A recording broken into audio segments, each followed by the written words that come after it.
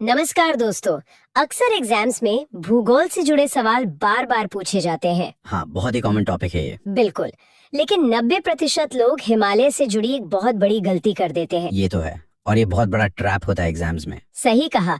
अगर कोई भी व्यक्ति सिविल सेवा या किसी भी बड़ी परीक्षा की तैयारी कर रहा है तो आज की इस वीडियो में हम भारत के पर्वतों को एकदम आसान और एग्जाम ओरिएंटेड तरीके से डिकोड करेंगे ताकि वो गलती कभी दोबारा ना हो। हाँ, और आज का हमारा जो मिशन है वो यही है कि हिमालय से लेकर पश्चिमी घाट तक भारत की पूरी भौगोलिक संरचना को समझें।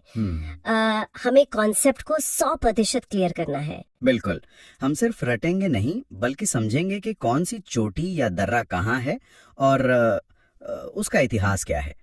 तो चलिए शुरू करते हैं। अगर हम पहाड़ों को एक परिवार माने तो उनकी पहचान कैसे होगी? ये बहुत ही दिलचस्प तुलना है। देखिए, अगर जमीन की आकृतियों को एक परिवार माने तो पर्वत या पहाड़ इस परिवार का सबसे बड़ा भाई है। बड़ा भाई मतलब सबसे विशाल? हाँ बिल्कुल। इसका आधार जमीन पर बहुत चौड़ा होता है, लेकिन जैसे जैसे आप ऊपर जाएंगे ये नुकीला होता जाता है। इसका शिखर आसमान को छूता है। ये पृथ्वी की सतह के ऊपर उठने का सबसे आक्रामक रूप है। अच्छा, और इसके बाद आता है पठार। मतलब मैंने अक्सर सुना है कि लोग पठार को कटा हुआ पहाड़ कह देते हैं। क्या वैज्ञानिक तौर पर यह सही है? नहीं, ये एक बहुत बड़ी गलतफहमी है। पठार ऊपर से समतल जरूर होते हैं, एकदम किसी मेज की तरह, लेकिन ये किसी पहाड़ के कटने से नहीं बनते। तो फिर ये बनते कैसे हैं? अगर हम दक्षिण भारत के पठारों की बात करें तो लाखों साल पहले जमीन से लावा धीरे धीरे बाहर निकला और फैल गया। वो लावा ठंडा हुआ, फिर उसके ऊपर एक और परत आई। इस तरह लावा के जमने से एक विशाल और समतल ढांचा तैयार हुआ। अरे वाह! मतलब दक्षिण भारत का ज्यादातर हिस्सा प्राचीन लावा की परतों से बना है, पहाड़ कटने से नहीं। एकदम सही। और इस परिवार का जो सबसे छोटा भाई है वो है पहाड़ी। ये पर्वत का ही छोटा रूप है जिसकी ऊंचाई काफी कम होती है। समझ गया। अब जब बुनियादी ढांचा क्लियर हो गया है तो भारत के सबसे बड़े और बूढ़े प्रहरी से मिलते हैं अरावली पर्वत श्रृंखला। हमारे स्रोतों के हिसाब से ये 570 मिलियन वर्ष पुराना है। हाँ, 570 मिलियन वर्ष। मतलब आप कल्पना कर सकते हैं कि ये डायनासोर के आने से भी करोड़ों साल पहले की बात है। सच में ये तो दिमाग चकरा देने वाला समय है। बिल्कुल। जब इसका निर्माण हुआ था तब शायद ये हिमालय से भी ऊंचा रहा होगा, लेकिन आज ये सिर्फ एक अवशिष्ट पर्वत है जिसे हम अंग्रेजी में रेलिक्ट माउंटेन कहते हैं। अवशिष्ट मतलब जो बच गया है? हाँ, करोड़ों सालों से हवा, पानी और तूफान ने इसे घिस दिया है। ये सिर्फ एक अवशेष बचा है। अगर हम इसके विस्तार की बात करें तो ये गुजरात के पालनपुर से शुरू होकर राजस्थान होते हुए हरियाणा और दिल्ली तक जाता है। और मुझे लगता है राजस्थान में इसका सबसे बड़ा हिस्सा है ना? सही कहा। लगभग 80% हिस्सा राजस्थान में ही है। लेकिन इतने सालों तक घिसने के बाद भी अरावली ने जो काम किया है वो बहुत अहम है। मतलब ये थार के रेगिस्तान को दिल्ली और पश्चिमी यूपी की तरफ बढ़ने से रोक रहा है। बिल्कुल। अगर अरावली वहाँ नहीं होता तो रेगिस्तान पश्चिमी उत्तर प्रदेश के उपजाऊ खेतों को कब का निगल चुका होता। एग्जाम के नजरिए से देखें तो यहाँ एक और बहुत जरूरी पॉइंट है। वो क्या? इस पर्वत श्रृंखला का सर्वोच्च शिखर अरावली की सबसे ऊंची चोटी का नाम गुरु शिखर है। इसकी ऊंचाई 1722 मीटर है। 1722 मीटर। मुझे यहाँ एक बात बहुत हैरान करती है। राजस्थान जैसे इतने गर्म राज्य में इस ऊंचाई की वजह से एक बिल्कुल ही ठंडा माइक्रो क्लाइमेट बन गया है। हाँ, वहाँ का मौसम बिल्कुल अलग है और शायद यही वजह है कि दिलवाड़ा के मशहूर जैन मंदिर को बनाने के लिए इसी जगह को चुना गया था। क्या अद्भुत तालमेल है भूगोल और संस्कृति का। लेकिन एक बहुत बड़ा विरोधाभास भी है। एक तरफ हमारे पास घिसता हुआ अरावली है और उत्तर में हमारे पास हिमालय है। हाँ, एक बहुत ही रोचक जियोग्राफिकल कॉन्ट्रास्ट है। मतलब एक ही देश में एक घिसता हुआ पहाड़ है और एक ऐसा पहाड़ है जो आज भी आसमान की तरफ बढ़ रहा है। बिल्कुल। हिमालय एक युवा और बढ़ता हुआ पर्वत है। लाखों साल पहले जब टेक्टोनिक प्लेट्स टकराईं तो जमीन ऊपर उठने लगी। और मजे की बात यह है कि भारतीय प्लेट आज भी धक्का दे रही है। मतलब हिमालय आज भी सच भी ऊंचा हो रहा है। हाँ बिल्कुल, हर साल कुछ मिलीमीटर। और ये सिर्फ एक पर्वत नहीं है। नेपाल में इसे प्यार से सागर माथा कहते हैं और चीन में इसे चुमुलुंगमा कहा जाता है। बहुत ही शानदार जानकारी। अरावली ने पश्चिम को बचाया और हिमालय ने उत्तर को। लेकिन जिसने भारत को असल में उत्तर और दक्षिण में बांट दिया वो है विंध्याचल। एकदम सही। विंध्याचल एक महान विभाजक है। ये पश्चिम में गुजरात की जोबट हिल से शुरू होकर पूर्व में बिहार की कैमूर हिल तक फैला हुआ है। और मैंने पढ़ा है कि इसकी जो सबसे ऊंची चोटी है उसे सद्भावना शिखर या गुडविल पीक कहते हैं। हाँ बिल्कुल सही। और इसके ऐतिहासिक महत्व को देखें तो इसी पर्वत ने सदियों तक उत्तर और दक्षिण भारत के बीच एक प्राकृतिक दीवार का काम किया है। इसी वजह से उत्तर और दक्षिण की भाषाएं और संस्कृति अलग अलग तरीके से विकसित हो पाई, क्योंकि लोग आसानी से इसे पार नहीं कर पाते थे। बिल्कुल। और विंध्याचल की बात करते ही हमारे मास्टर क्लास श्रोतों में एक बहुत ही जरूरी फॉर्मूला आता है जिसे डिकोड करना जरूरी है। VNST formula. हाँ, VNST मतलब V से विंध्याचल, N से नर्मदा नदी, S से सतपुड़ा पर्वत और T से ताप्ती नदी। उत्तर से दक्षिण की तरफ इनका यही क्रम है ना? एकदम सटीक। लेकिन यहाँ जो भूगोल का विज्ञान है वो बहुत दिलचस्प है। इसे हम भ्रंश घाटी या रिफ्ट वैली का विज्ञान कहते हैं। Rift valley? यहाँ मुझे एक डाउट हमेशा रहता है। हम बचपन से सुनते आ रहे हैं कि नदियाँ पहाड़ों को चीर कर रास्ता बनाती हैं। हाँ, बहुत लोग ऐसा मानते हैं। तो क्या नर्मदा नदी ने भी विंध्याचल और सतपुड़ा के बीच के पत्थरों को काटकर अपनी घाटी खुद बनाई है? नहीं, यही तो इस भ्रंश घाटी का सबसे बड़ा सच है। नर्मदा नदी ने घाटी खुद नहीं काटी। असल में पृथ्वी की आंतरिक हलचलों के कारण जमीन बीच से फट गई। अच्छा, मतलब जमीन अपने आप फटी? हाँ, एक विशाल हिस्सा नीचे धंस गया। इसी को भ्रंश घाटी कहते हैं। और नर्मदा को बहने के लिए एक बनी बनाई रेडीमेड गहरी खाई मिल गई। अरे वाह, नदी को पहाड़ काटने की मेहनत ही नहीं करनी पड़ी, उसे तो एक प्राकृतिक हाईवे मिल गया।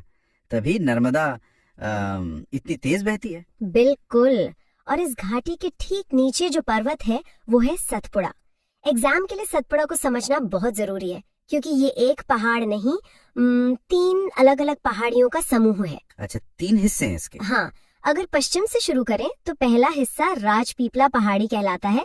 फिर बीच में आता है मध्य भाग, जिसे महादेव पहाड़ी कहते हैं। और महादेव पहाड़ी तो बहुत इम्पोर्टेंट है, क्योंकि सतपुड़ा की जो सबसे ऊंची चोटी है धूपगढ़, जिसकी ऊंचाई 1350 मीटर है, वो यहीं स्थित है ना? एकदम सही जवाब। और जब हम थोड़ा और पूर्व की तरफ जाते हैं तो तीसरी श्रेणी आती है मैकाल श्रेणी। यह हिस्सा पारिस्थितिकी का बहुत बड़ा केंद्र है। और मुझे याद आ रहा है यहीं पर अमरकंटक स्थित है। बिल्कुल, अमरकंटक जिसकी ऊंचाई 1036 से 1055 मीटर के बीच है और यहीं से नर्मदा नदी का उद्गम होता है। तो पूरी कहानी ये बनी कि नर्मदा मैकाल के अमरकंटक से निकलती है और फिर उस बनी बनाई भ्रंश घाटी में तेजी से बहती है। बिल्कुल सही। अब मध्य भारत से आगे बढ़ते हैं और भारत के पश्चिमी छोर पर चलते हैं। पश्चिमी भारत का भूगोल भी कम दिलचस्प नहीं है। गुजरात की गिर पहाड़ियों को ही ले लीजिए। गिर की पहाड़ियां तो पूरी दुनिया में मशहूर हैं। ये एशियाई शेरों का इकलौता प्राकृतिक घर है।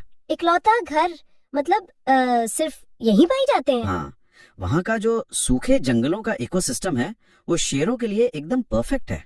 उनकी घास का रंग और शेरों का रंग इतना मिलता जुलता है कि उन्हें शिकार करने में बहुत मदद मिलती है। भूगोल सिर्फ नदियों और पहाड़ों का खेल नहीं है। ये जानवरों के छलावरण तक में मदद करता है और इंसान ने भी भूगोल का खूब फायदा उठाया है। जैसे महाराष्ट्र की अजंता पर्वत श्रेणी। हाँ, अजंता की गुफाएं। जब भूगोल खुद एक कैनवस बन जाए, इंसानों ने उन्हीं कठोर पत्थरों को काटकर विश्व प्रसिद्ध अजंता और एलोरा की गुफाएं बना दी। बिल्कुल, कला और पत्थर का अनोखा संगम। लेकिन जब मैं पश्चिमी भारत के बारे में सोचता हूँ तो एक सवाल बार बार दिमाग में आता है, हमारा मानसून का पैटर्न तो सच में बहुत जटिल है।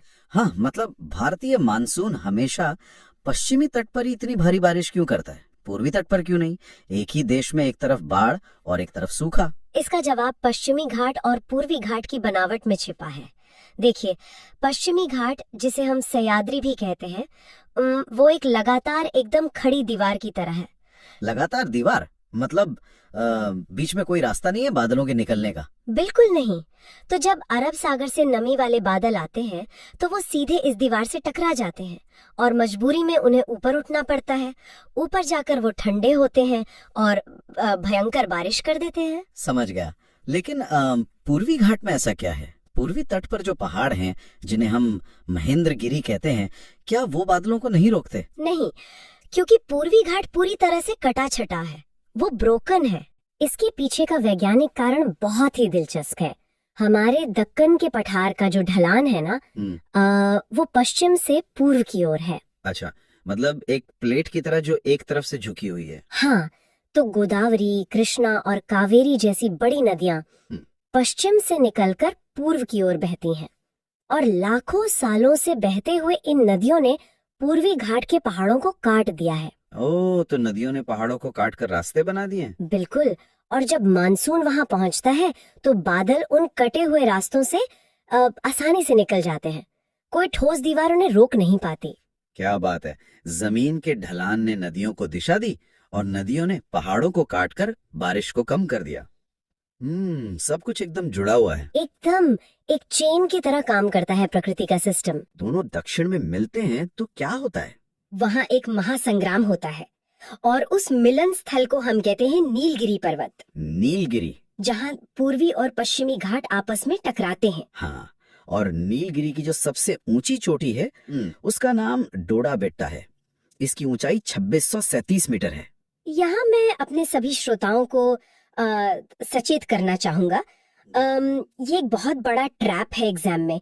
नीलगिरी बहुत प्रसिद्ध है तो लोग अक्सर मान लेते हैं कि डोडा बेट्टा ही दक्षिण भारत की सबसे ऊंची चोटी होगी। हाँ, ये गलती बहुत लोग करते हैं। लेकिन ऐसा नहीं है ना? डोडा बेट्टा दक्षिण भारत में दूसरे स्थान पर आती है। तो फिर सबसे ऊंची चोटी कौन सी है? अगर आप सुदूर दक्षिण में नीलगिरी के और नीचे जाएंगे तो आपको अन्नामलाई पर्वत श्रृंखला मिलेगी और पूरे दक्षिण भारत का सर्वोच्च शिखर यही है, अन्नामुडी, जिसकी ऊंचाई 2695 मीटर है। बिल्कुल। इसे ऐसे समझें कि ये बुर्ज खलीफा से भी 3 गुना से ज्यादा ऊंचा है। बाप रे, इतना विशाल! और अन्नामलाई के ठीक नीचे इलायची की पहाड़ियां हैं जिन्हें कार्डामम हिल्स कहा जाता है। इलायची की पहाड़ियां मतलब ये वो जगह है जिसने सदियों से वैश्विक मसाला व्यापार को भारत की तरफ खींचा है। एकदम सही। इसी भूगोल ने दुनिया भर के व्यापारियों को हमारे तटों तक पहुंचाया। अब तक तो हमने सिर्फ जमीन के पहाड़ों की बात की है, लेकिन मुझे लगता है कि भारत का भूगोल सिर्फ जमीन तक सीमित नहीं है। इसकी सीमाएं समुद्र के अंदर और पूर्वोत्तर के घने जंगलों तक भी फैली हुई हैं। बिल्कुल सही कहा आपने। जिन्हें हम सिर्फ समुद्री द्वीप समझते हैं, जैसे बंगाल की खाड़ी में अंडमान और निकोबार या अरब सागर में लक्षद्वीप, वे असल में समुद्र में डूबे हुए विशाल पर्वतों के ही शिखर हैं। मतलब हम जो आइलैंड देखते हैं वो असल में डूबे हुए पहाड़ों की चोटियां हैं जो पानी से बाहर झांक रही हैं। हाँ, उदाहरण के लिए अंडमान निकोबार की सर्वोच्च चोटी का नाम सैडल पीक है, जिसकी ऊंचाई 737 मीटर है। और ऐसे ही लक्षद्वीप की सर्वोच्च चोटी नारचो है। ये तो बहुत ही अदृश्य भूगोल है जो हमें पानी के ऊपर से दिखाई नहीं देता। और नॉर्थ ईस्ट यानी पूर्वोत्तर भारत के पहाड़ों के बारे में हमारे स्रोत क्या कहते हैं? पूर्वोत्तर भारत की पहाड़ियां सिर्फ भूगोल नहीं है, वो विशिष्ट जनजातियों का ऐतिहासिक घर है। जैसे मेघालय में पश्चिम में गारो, मध्य में खासी और पूर्व में जयंतिया पहाड़ियां हैं। और मुझे याद है अरुणाचल प्रदेश में डाफला और मिश्मी पहाड़ियां हैं। बिल्कुल।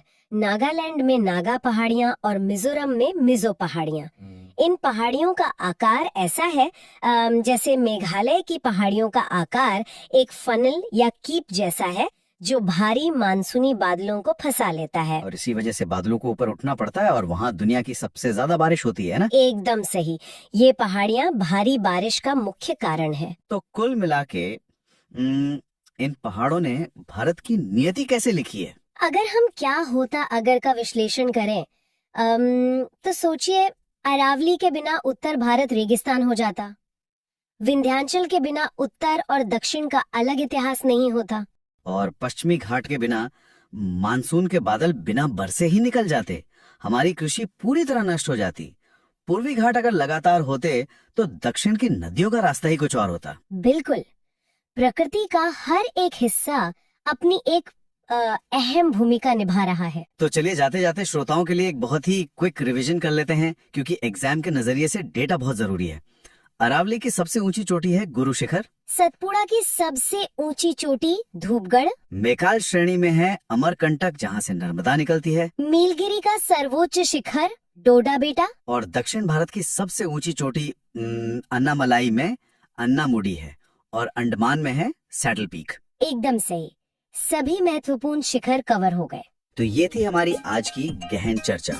आपकी आगामी परीक्षाओं और ज्ञान की इस अनवरत यात्रा के लिए हमारी तरफ से ढेरों शुभकामनाएं, बेस्ट विशेस। अगर आपको आज के इस विस्तृत विश्लेषण से कुछ नया सीखने को मिला है तो इस चर्चा को जरूर पसंद करें। हाँ, इसे लाइक करें, अपने दोस्तों के साथ शेयर करें और हमारे चैनल को सब्सक्राइब करना ना भूलें।